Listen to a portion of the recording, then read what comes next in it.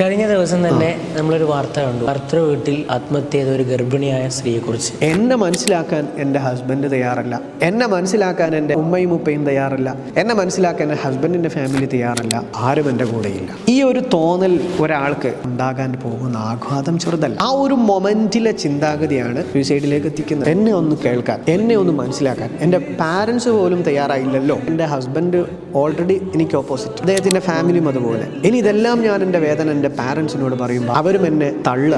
ഈ ഒരു ഒറ്റപ്പെടലിൻ്റെ അങ്ങേ അറ്റത്തൊരു ഫീലിംഗ് ഉണ്ട്. ആ ഒരു മൊമെന്റിലെ ചിന്താഗതി ചില ആളുകൾക്ക് ചിലപ്പോൾ ഞാൻ എന്തിനും എന്നെ ആരും മനസ്സിലാക്കാൻ എന്നെ ആരുമില്ല, എന്നെ അംഗീകരിക്കാൻ ആരുമില്ല. ആ തോന്നലുണ്ടാക്കുന്ന മുറിവ് അത് ഭയങ്കര മുറിവാണ്. നിങ്ങളെ കുഞ്ഞുങ്ങളാണ്, അവരെ കേൾക്കുക, മനസ്സിലാക്കുക, ആരല്ല ഞങ്ങൾ കൂടെ ഉണ്ട്, നീ പേടിക്കണം. 1-2 ഇഷ്യൂസൊക്കെ എല്ലായിടത്തും ഉണ്ടാകും. ഇത് മൾട്ടിപ്പിൾ ടൈംസ് ഇങ്ങനെ ഇഷ്യൂസ് മോൾക്ക് റിപ്പീറ്റ് ചെയ്തുകൊണ്ടിരിക്കുകയാണെങ്കിൽ അവളെ നല്ല നിലക്ക് തിരിച്ചു വീട്ടിൽ കൊണ്ടുവരിക, നല്ല നിലക്ക് സംസാരിച്ച് സപ്പോർട്ട് ചെയ്യുക, കൂടെ നിൽക്കുക.